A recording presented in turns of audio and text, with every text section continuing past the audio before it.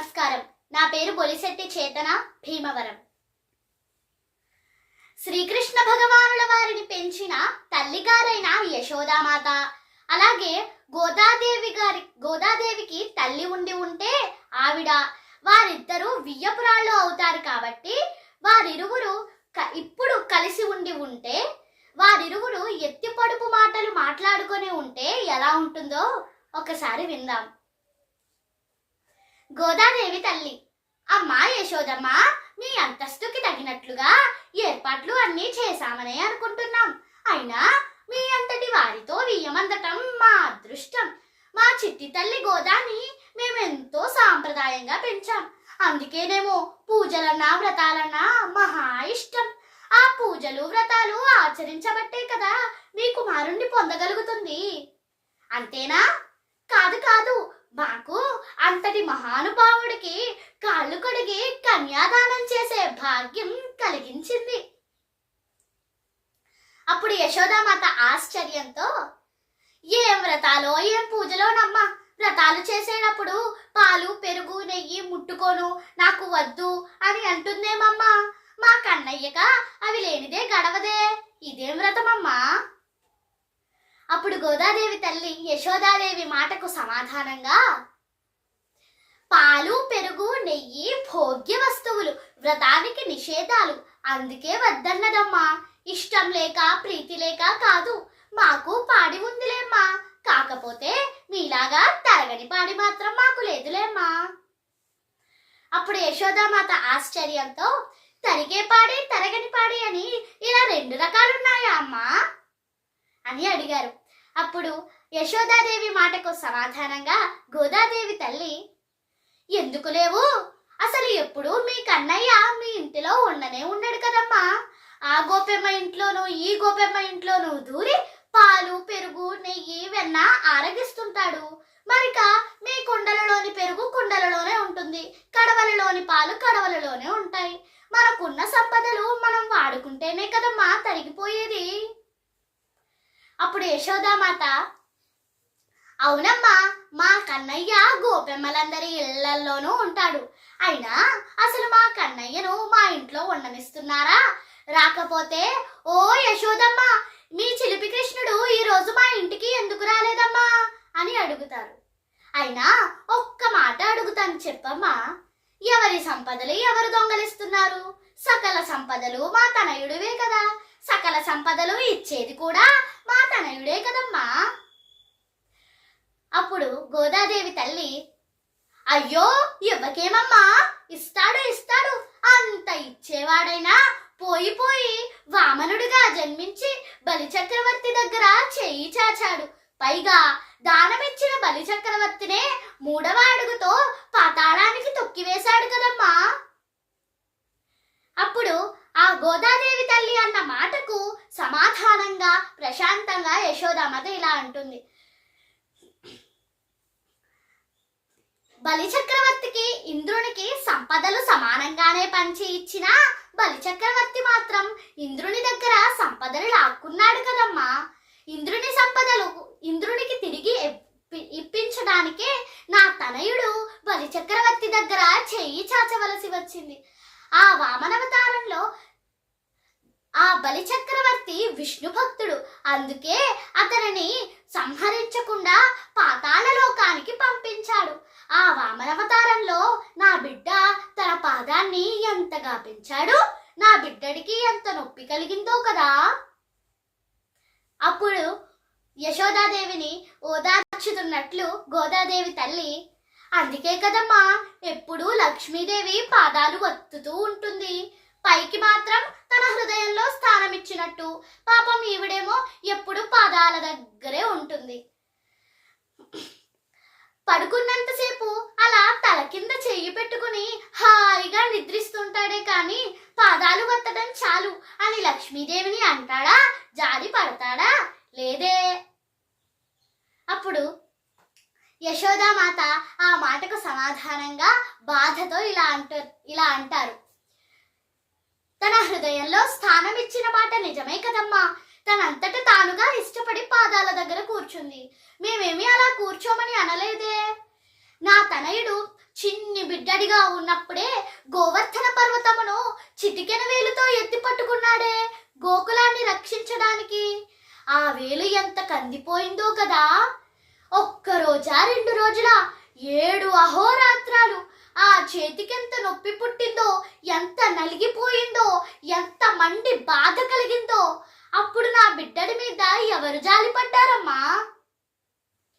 అప్పుడు గోదాదేవి తల్లి యశోదాదేవిని ఓదార్చుతూ, అందుకే కదమ్మా ఎప్పుడు మీ తనయుడు చేతిలో వెన్నముద్దలు ఉంచుకుని చల్లగా జుర్రుకుంటాడు. అటు చేతికేమో చల్లదనం, ఇటు కడుపుకేమో ఆరగింపు.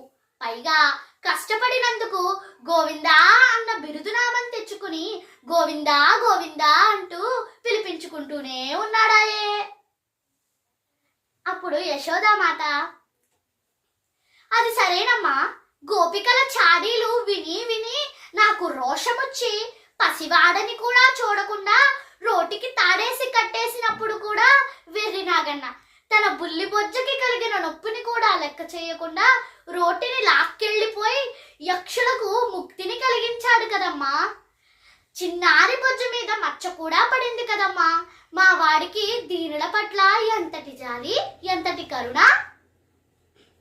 అప్పుడు గోదాదేవి తల్లి, అమ్మా యశోదమ్మ, రోటికి కట్టేసిన దానివి ఇక్కడే ఉండు కదలకు అని అన్నావా?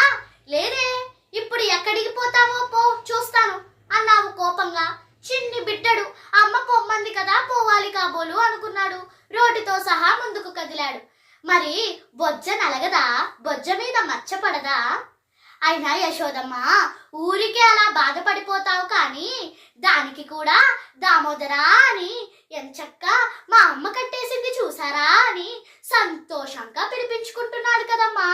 మీ తనయుడు ఏ పని చేసినా బిరుదులు నామాలు ఒకటా రెండా?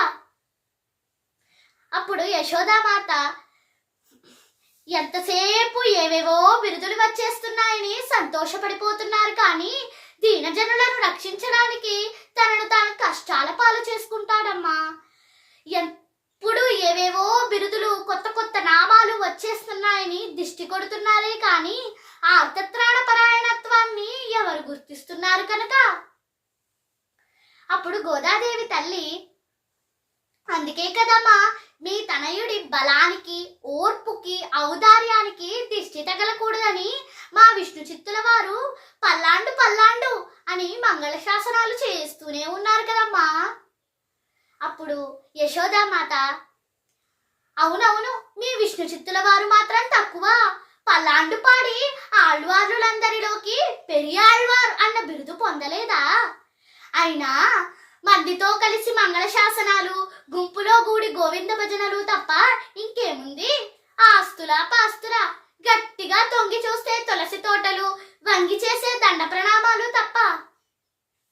అప్పుడు గోదాదేవి తల్లి, ఆ తులసి మాలనికే కదమ్మా రంగనాథుడు పరవశించిపోయింది.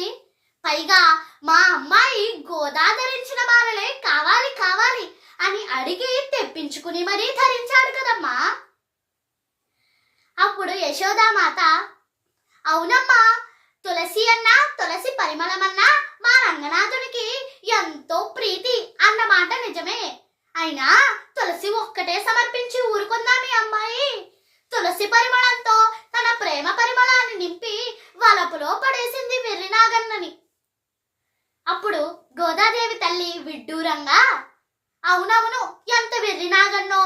ఆ రామావతారంలో ఏకపత్ని వ్రతుడిగానే ఉన్నాడు కదమ్మా. తాను సుఖపట్టాడా? తన భార్య సీతమ్మను సుఖపెట్టాడా? ఏదీ లేదు. అప్పుడు యశోదామాత, అందుకేనేమో మరి మా కన్నయ్యని వరించాల్సి వచ్చింది. పాపం మీ అమ్మాయిది బహుదొడ్డ సర్దుకుపోయే స్వభావంలేండి.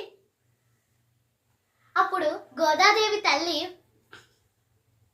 విడ్డూరంగా, అందుకే కదమ్మా నల్లని వాడైనా, మానస చోరుడైనా, వెన్న దొంగ అయినా సర్దుకుపోగలదులేమ్మా మా వెర్రి పిల్ల. అప్పుడు గోదాదేవి తల్లి, అప్పుడు యశోదామాత అంటారు, అవునవును, నల్లని వాడైతేనేమమ్మా చల్లని వాడు కాదా? చల్లగా లోకాలను పాలించటం లేదా? అప్పుడు గోదాదేవి తల్లి, ఎప్పుడూ క్షీరసాగరంలో మునిగి తేలుతున్న వాడికి చల్లదనానికి ఏమి తక్కువ? ఎంత పాలల్లో మునిగి తేలితే ఏం లాభం? నలుపు రంగు తగ్గను లేదు, మహానుభావుడికి తెలుపు రంగు రాను లేదు. అప్పుడు యశోదామాత, నలుపు అజ్ఞానానికి ప్రతీక. మనందరిలో గల అజ్ఞానాన్ని తాను హరించి మనకు జ్ఞానం ఒసుగుతాడు కదమ్మా. నలుపు అనే అజ్ఞానాన్ని తాను స్వీకరించి అంత నల్లగా మారిపోయాడు. ఇన్నెందుకమ్మా, ఒక్క మాట అడుగుతాను చెప్పు. మానవ కన్య అర్చామూర్తిగా ఉన్న మా రంగనాథుణ్ణి ఎలా వివాహమాడాలనుకుంది మీ గోదా? ఇంతకన్నా విడ్డూరం ఏమైనా ఉందా?